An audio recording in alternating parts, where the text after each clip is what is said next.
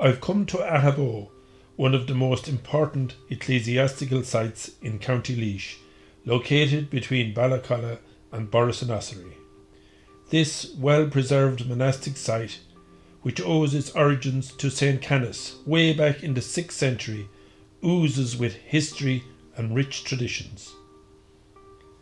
Over the course of 2 videos, I'm going to tell you about the holy men who founded this religious settlement and their legacies, about legends and folklore associated with this district, and the endeavours of the Aghaboe Abbey Preservation Committee, whose tireless work has ensured that the priceless ruins that stand here today have been safely preserved for the present and future generations. I'm starting this historic journey by telling the story of St. Canice, the holy man from County Derry who established and became the first abbot of Aghaboe. Aghaboe, the field of the cow, a name which originated from the rich pastures that abound in this area. St. Canice was born sometime between the years 515 and 527. He had a brother named Nathi and a sister named Columba. His parents lived in poor circumstances, and although they lived in a rural area, they did not own even one cow. We are told, however, that on the night that Canice was born, a cow followed by her calf strayed into the residence of Canice's parents. With the milk of this cow, the infant Canice was nourished, and strangely, no owner of the cow could be discovered. Accounts vary regarding the beginnings of St. Canice's religious life. Some say he went to Britain at the age of 13, where he was instructed by a holy man known as Padraig at Glencarfin in Wales.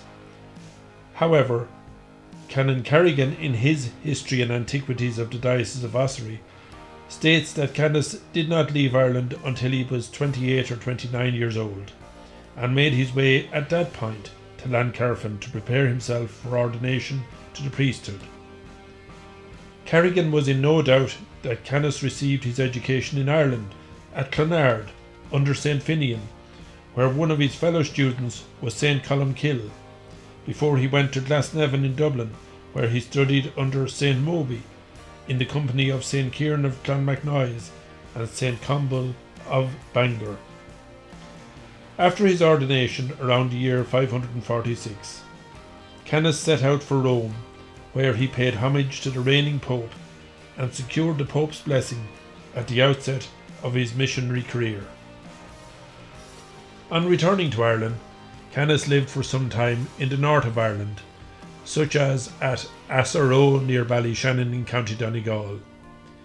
He is known to have travelled to Iona, the island on the western coast of Scotland, where St. Columba had founded his celebrated monastery. He is also known to have lived on the Scottish island of Tiree, where his name became known as Kennet, and where the remains of Kilkenny Chapel dedicated to him can still be seen. He also founded a monastery on a small grassy island off the west coast of the Isle of Mull in Scotland, and the island became known as Inch Kennet. He is also believed to have established religious houses or monastic cells on other Scottish islands. Canice's first Irish monastic settlement was in his native County Derry at Drumachose. His next foundation is believed to have been in County Westmeath at a place called after him, Kilkenny West. The precise date of Canice's great establishment at Aghaboe is not known, but it likely happened between 558 and 577. While he lived here as Aghaboe's first abbot, he ruled over a numerous community of monks, giving great edification both by his instructions and example. He frequently retired from the companionship of others, including his own brethren, and he took himself to some remote place of solitude for prayer and meditation. His favourite retreat was Monahinsha near Roscrea.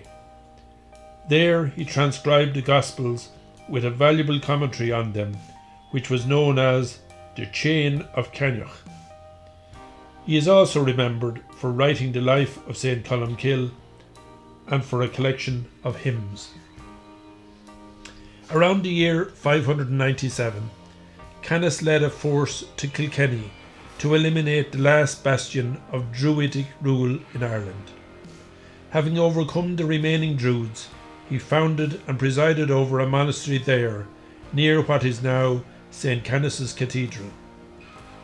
Kilkenny is the anglicised version of the Irish Kilkenny, meaning the cell or church of Canice or Canice, relating to a church built in honour of St. Canice, now containing St. Canice's Cathedral and round tower. Aghaboe was, however, St. Canice's greatest foundation, and here he spent the closing years of his life. In the year 600, he died at Aghaboe. It is recorded that, as the day of his departure drew nigh, his whole body became infirm. He would not, however, receive the last rites from any of the monks of his own monastery, saying that God would send another to administer to him the body of Christ. Then St. Fintan of Clonena came to him by God's appointment, and receiving the Holy Eucharist at his hands, he departed to the Lord. The date was the 11th of October, 600, and his feast day is commemorated annually on the 11th of October. St. Canice is known as a patron saint of people who have been shipwrecked. With this he may have been credited as a result of an occasion when he was sailing from Ireland to the island of Iona off the west coast of Scotland, while a furious tempest was raging. St. Columba of Iona and his monks welcomed St. Canice and his fellow passengers at the port on their arrival, and they inquired how the voyagers could have ventured out to sea in such stormy weather. But they were told that the small boat in which they sailed moved with perfect ease, although at a distance the waves were seen to surge in a terrifying manner. In Canon O'Hanlon's Lives of the Irish Saints, the aftermath of St. Canice's death is recorded as follows. The local tradition of Aghaboe is that the saint died there, and previous to interment he was waked in the monastery church.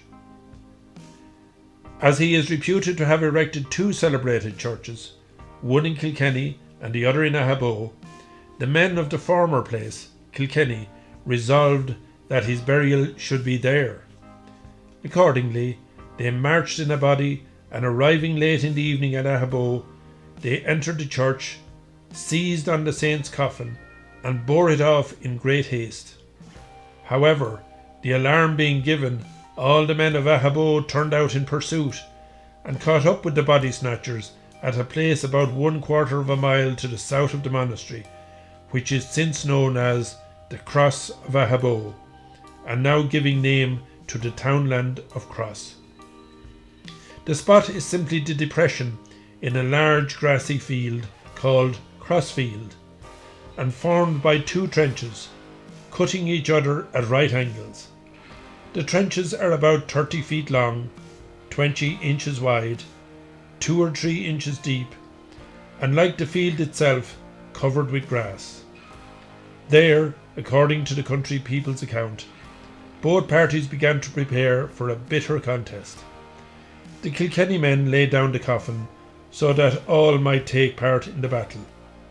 But lo, no sooner had the fight commenced than two coffins, the one exactly like the other, appeared on the cross, and the fight immediately ceased.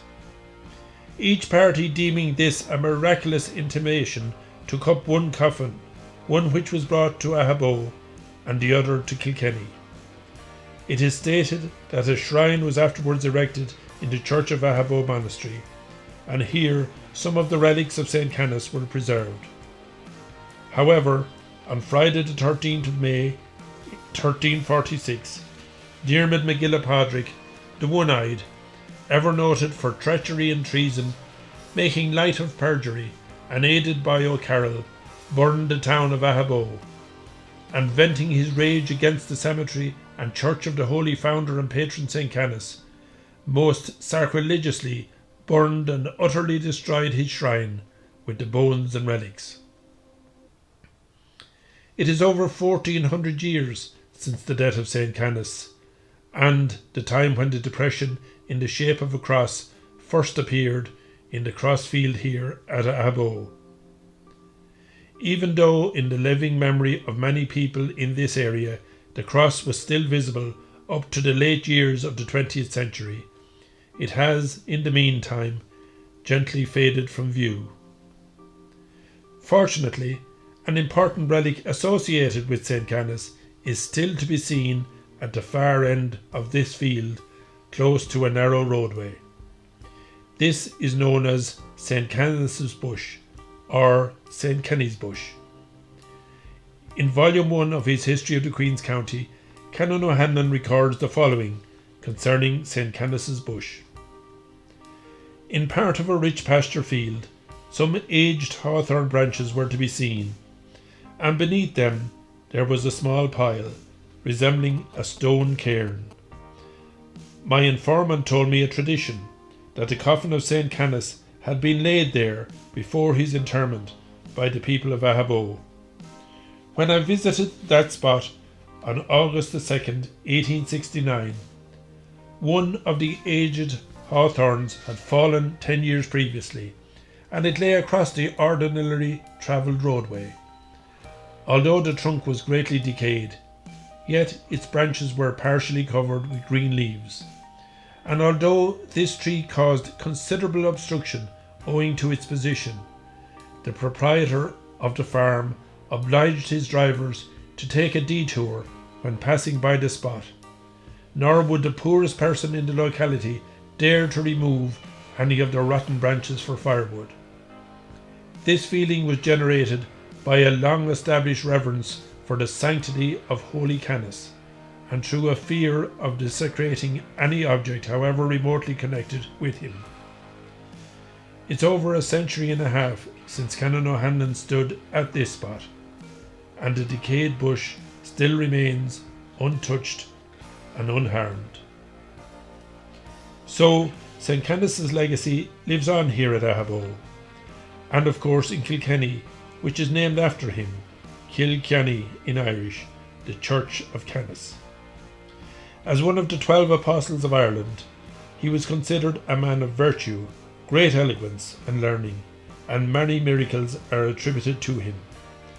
In physical stature, he was reported to have been small and bald. This description is borne out in an artefact that was found in a grave in the graveyard of Aghaboe Abbey in 1836. It is believed to be a depiction of St. Canice. This is a replica of the original carving, which is dated around the year 700 and is located in the National Museum of Ireland.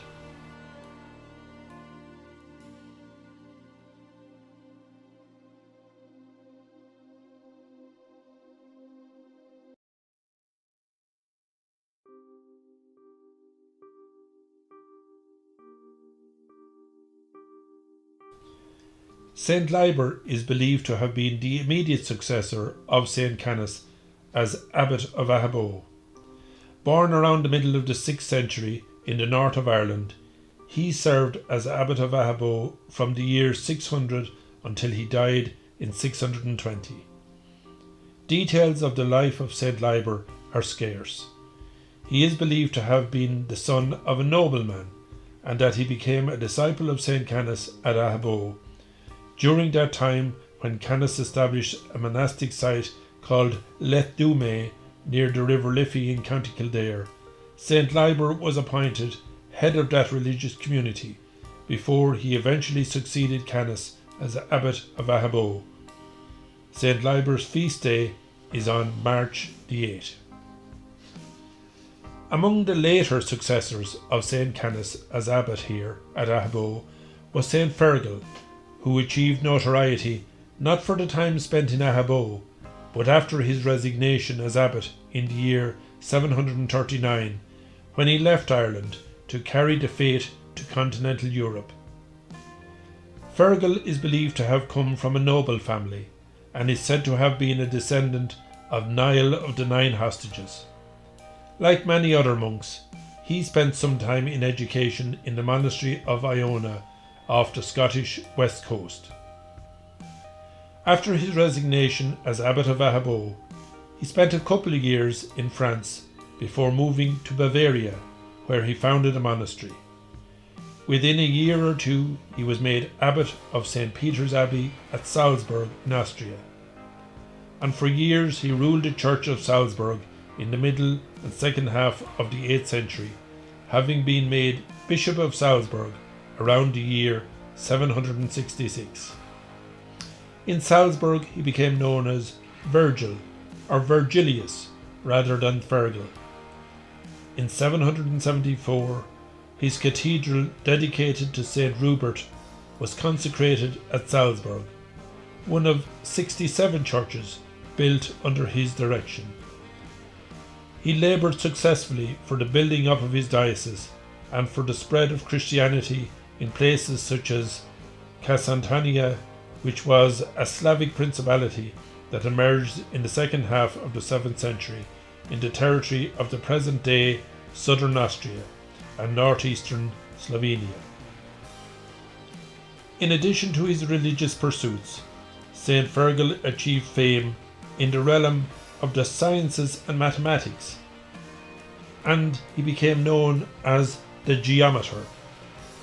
He worked out that the earth was round, and he believed that the lands on the other side of the globe were peopled by beings like us, a concept that went against accepted views of his time, and which were denounced by Saint Boniface to the Holy See in Rome. Salzburg was St. Virgil's final home, and he died there on the 27th of November in the year 784. He was canonized by Pope Gregory IX in 1233, after a number of miracles were ascribed to his intercession. His feast day is on the 27th of November, being the anniversary of his death. Salzburg Cathedral is dedicated to Saints Rupert and Virgilius, and this statue in honour of Saint Virgilius stands outside the cathedral. Since 1974, when Bishop Jacob Mayer led a group of Austrians to visit Aghaboe Abbey to mark the 12th centenary of the foundation of the cathedral at Salzburg by Saint Virgilius, many groups of pilgrims have followed here to Aghaboe from Austria in the intervening years. Similarly, groups of pilgrims from Aghaboe have travelled to Salzburg on return visits over those years, and strong links have thereby been established between Aghaboe and Salzburg. Since 2001, students from St. Fergal's College in Rathdowney visit a high school in Salzburg, and students from that high school visit Rathdowney, staying with local families in the Rathdowney area. I'm finishing today's visit to Aghaboe with this great local legend of the Garan Bán, published in 1896 in a little book entitled Irish Local Legends by Legendiensis, a pseudonym used occasionally by John Canon O'Hanlon. Garan Bán translates from the Irish as the White Gelding. Once upon a time, there were two celebrated monasteries in vogue. One of those was at Aghaboe in the Queen's County, and the other some 8 or 10 miles distant at Monastic in the county of Tipperary. Now it happened that the monks of one of these monasteries had a grey horse, past its labour in the field. But he was a hardy and a knowledgeable old animal, that was yet turned to good account. He had travelled so frequently in his day between Aghaboe and Monastic that he knew every inch of the Ballachmore, or Great Road. In those times, there were no postal facilities between the religious of the two houses, and yet they were obliged to keep up a daily communication. At last it was thought that the Garan Bán, as the old horse was called, might be trained to travel back and forth each day with saddlebags slung on either side of his back to balance each other. Soon did the animal learn to jog along leisurely, with the necessaries and messages for the monks of both establishments contained in the saddlebags, and without even a guide to direct him. Nor would any of the people along the road molest him, as they knew his office was to bear only what was useful for the monks. However, there were 3 rascals living in the neighbourhood called Deegan, Dooley and Delaney, who had not the same respect for the old horse, nor for the requisites he was accustomed to carry. These men entered into a conspiracy to seize the poor animal one day, and to plunder the panniers. Accordingly, they waited for him on the highway at a place called Mogia near Lismore, where the Garon Bawn was stopped, and the robbers, emptying out the contents of the saddlebags, decamped with their plunder. However, after this shabby transaction, they all came to misfortune and sorrow, as the story goes. They even brought a deep disgrace on all those who belonged to their families.